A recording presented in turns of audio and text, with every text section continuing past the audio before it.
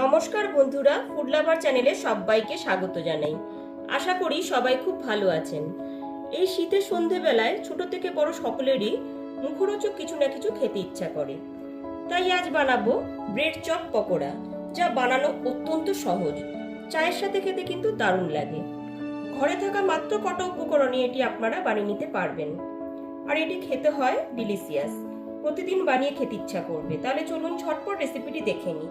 আশা করি আমার আজকের রেসিপি সবার খুবই ভালো লাগবে। ব্রেড চপ পকোড়া বানাবার জন্য এখানে দেখুন 6 পিস ব্রেড নিয়ে নিয়েছি।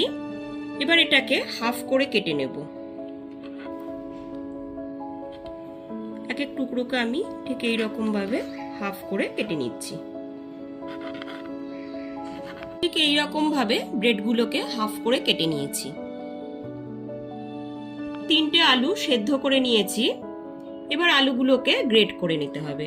ঠিক এইরকম ভাবে সমস্ত আলুগুলোকে গ্রেট করে নিতে হবে। এখানে 3টে আলুকেই খুব সুন্দর করে গ্রেট করে নিয়েছি। এবার চলুন পরবর্তী স্টেপে চলে যাই। এখানে উপকরণ হিসাবে নিয়ে নিয়েছি 2টো মিডিয়াম সাইজের পেঁয়াজ কুচি, 4টে কাঁচা পাকা লঙ্কা কুচি, ঝালটা অবশ্যই আপনারা আপনাদের স্বাদ অনুযায়ী দেবেন, 4 টেবিল চামচ বেসন, 3 টেবিল চামচ কর্নফ্লাওয়ার পাউডার আর হাফ বাটি পরিমাণ ধনেপাতা কুচি। আপনারা যেই পরিমাণে ব্রেড নেবেন ঠিক সেই পরিমাণেই সমস্ত ইনগ্রিডিয়েন্টস নিয়ে নেবেন। মশলা হিসাবে নিয়ে নিয়েছি এখানে 1 টেবিল চামচ জিরের গুঁড়ো, 1 টেবিল চামচ গরম মশলার গুঁড়ো, 1 টিস্পুন হলুদ গুঁড়ো আর 1 টেবিল চামচ কাশ্মীরি লঙ্কার গুঁড়ো। এতে কালারটা কিন্তু খুবই ভালো আসবে। আর এখানে নিয়ে নিয়েছি ম্যাগি মশলা ম্যাজিক। এটাতে কিন্তু স্বাদটা কিন্তু খুবই ভালো আসবে। আপনারাও এইরকম ম্যাগি মশলা ম্যাজিকটা ইউজ করবেন। গ্রেট করে নেওয়া আলু সেদ্ধর মধ্যে আমি পেঁয়াজ কুচনোটা দিয়ে দিচ্ছি। দিয়ে দিচ্ছি কাঁচা লঙ্কা কুচিটা, দিয়ে দিচ্ছি ধনেপাতা কুচি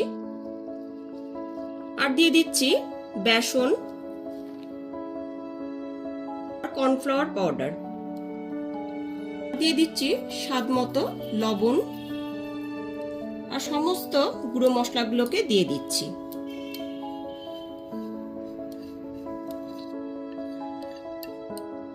এখানে ম্যাগি মশলাটাও দিয়ে দিচ্ছি।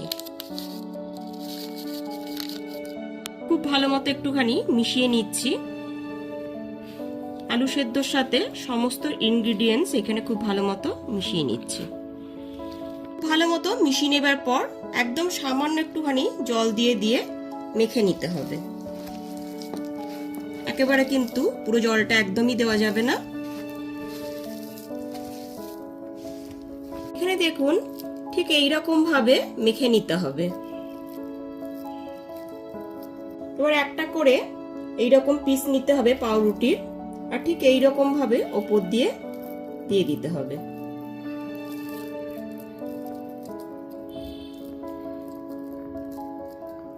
দিকটা হয়ে গেলে পরে উল্টো দিকও ঠিক একই রকম ভাবেই এরকম ভাবে দিয়ে দিতে হবে।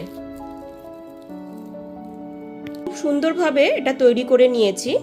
এবার সমস্ত পাউরুটির টুকরোগুলো ঠিক একই রকম ভাবে তৈরি করে নেব। প্রত্যেকটাই এখানে খুব সুন্দরভাবে বানিয়ে নিয়েছি। এইবার চলুন তেলে এগুলোকে ভেজে নিই। ব্রেড চপগুলো ভেজে নেওয়ার জন্য এবার একটা ননস্টিকে বেশ অনেকটা পরিমাণে সাদা তেল আমি গরম করে নিয়েছি।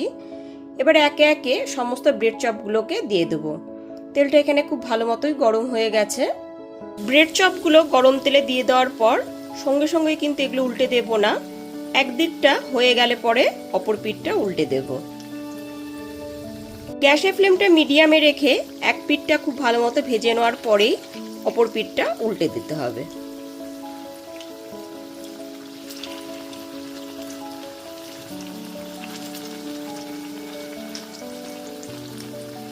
ঠিক একই রকম ভাবে সমস্ত ব্রেড চপগুলোকে উল্টে দেব। গ্যাসের ফ্লেমটা লো টু মিডিয়ামে রেখে এক পিঠটা আমি 5 থেকে 7 মিনিট ধরে খুব ভালো মতো ভেজে নিয়েছি। এরপর অপর পিঠটা উল্টেও ঠিক একই রকম ভাবেই ভালো মতো 5 থেকে 7 মিনিট ধরে ভেজে নেব।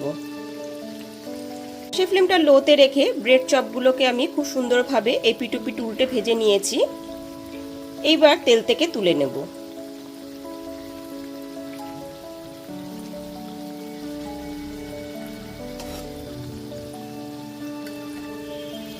অবশ্যই আমার মতন করে খুব ঝটপট ব্রেড চপ পকোড়া রেসিপিটি বাড়িতে বানিয়ে নিন।